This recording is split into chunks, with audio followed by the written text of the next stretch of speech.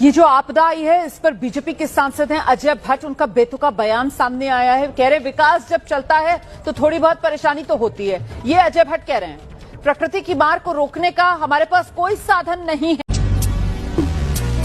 साधन है मैडम, जिस प्रकार से सरकार टैक्स लगा रही है उस टैक्स में से 10% भी दे दे तो इस स्विट्जरलैंड की जो प्रक्रिया है इसे अपना कर एक बार देखे। जो व्यक्ति मलबे और पत्थर के भूस्खलन मडस्लाइड को रोकने के लिए स्टील वायर जाल स्टील नेट का इस्तेमाल करने का आइडिया लेकर आया वो वाकई में बहुत होशियार था। ये आइडिया एक बार स्विट्जरलैंड में पूरे के पूरे एक गांव को बचा चुका है। जानना जरूरी है कि जब मलबे और पत्थरों का बहाव नीचे आता है तो इसकी ताकत किसी ट्रेन की टक्कर से भी ज्यादा होती है। कोलंबिया में एक गाँव कभी इसी तरह की मलबे की आपदा का शिकार हुआ था और अंत में वो गाँव समतल जमीन जैसा हो गया। ऐसी स्थितियों से निपटने के लिए इंजीनियरों ने एक उपाय निकाला, पहाड़ी ढलानों पर 3 परतों में गोलाकार स्टील वायर नेट लगाना। जब मलबे का बहाव पहली परत से टकराता है तो बड़े पत्थर और मोटे कण उसी में फंस जाते हैं। दूसरी परत का काम होता है घर्षण और जाल की रचना के जरिए मलबे की गति को धीमा करना और साथ ही छोटे छोटे कणों को रोककर कीचड़ की मात्रा और बहाव की ताकत को कम करना। तीसरी परत बाकी बचे छोटे कणों को फिल्टर कर देती है। इस तरह से मलबे की ताकत परत दर परत कम होती जाती है और अंत में वह एक सामान्य पहाड़ी बहाव में बदल जाता है। जब इस स्टील नेट सिस्टम का परीक्षण स्विट्जरलैंड में किया गया तो इसके नतीजे बहुत प्रभावशाली रहे। बाद में जब इसे वास्तविक आपदाओं में इस्तेमाल किया गया तो यह और भी ज्यादा चौंकाने वाला साबित हुआ। एक बार की आपदा में ये जाल पहाड़ पर लाखों घन मीटर मलबा रोकने में सफल रहा और नीचे बसे गांव की पूरी तरह से रक्षा की। आज यह तकनीक 20 से ज्यादा देशों में इस्तेमाल की जा रही है। इन स्टील नेट्स को लगाने के लिए सिर्फ एक बड़ी खुदाई मशीन एक्सकेवेटर की जरूरत होती है और इनकी देखरेख भी बेहद आसान है। इंजीनियरों की इस बुद्धिमत्ता को सच में सराहना चाहिए।